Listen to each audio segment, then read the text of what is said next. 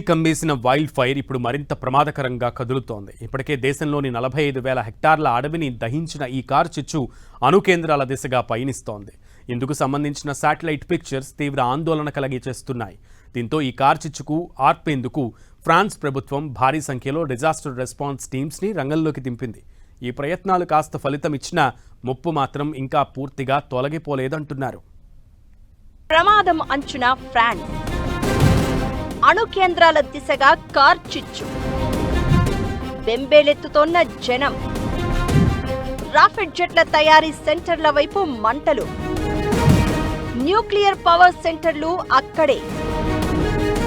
France లో చెలరేగిన car చిచ్చు రోజు రోజుకు ఉధృతమవుతూ దేశంలోని అత్యంత కీలక రక్షణ అణు కేంద్రాల దిశగా విస్తరిస్తోంది. నైరుతి ఫ్రాన్స్ లో ప్రారంభమైన ఈ అగ్ని కీలలు ప్రస్తుతం అణు కేంద్రాలు, రఫేల్ యుద్ధ విమానాల తయారీ యూనిట్ల వైపు వేగంగా దూసుకెళ్తున్నాయి.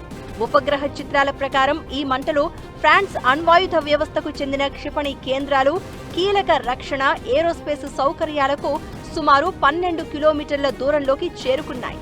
దీంతో జలాంతర్గాముల నుంచి ప్రయోగించే క్షిపణుల తయారీ కేంద్రాలతో పాటు ఇతర వ్యూహాత్మక స్థావరాల భద్రతపై తీవ్ర ఆందోళన వ్యక్తమవుతోంది.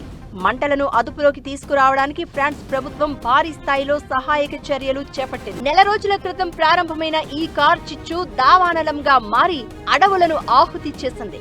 ఈ కార్ చిచ్చు కారణంగా ఇప్పటి వరకు ఫ్రాన్స్ లో 420 చదరపు కిలోమీటర్లకు పైగా అటవీ ప్రాంతం అగ్నికి ఆహుతైంది. అగ్ని మరింత వ్యాపించకుండా ఉండేందుకు కీలక కేంద్రాల పరిసరాల్లోని చెట్లను భారీ బుల్డోజర్లతో తొలగిస్తూ రక్షణ కవచాన్ని ఏర్పాటు చేస్తున్నారు. వందల సంఖ్యలో అగ్నిమాపక వాహనాలు సిబ్బందిని రంగంలోకి దింపింది. పరిస్థితి తీవ్ర రూపం దాల్చడంతో సుమారు 2 లక్షల మందికి పైగా ప్రజలను సురక్షిత ప్రాంతాలకు తరలించారు.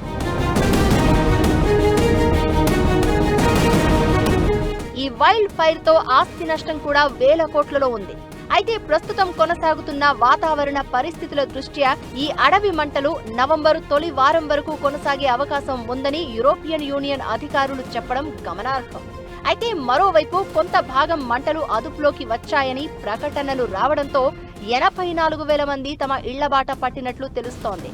ఈ క్రమంలోనే కార్ చిచ్చుని పూర్తిగా అదుపు చేసేందుకు ఫ్రాన్స్ యంత్రాంగం తీవ్రంగా శ్రమిస్తోంది.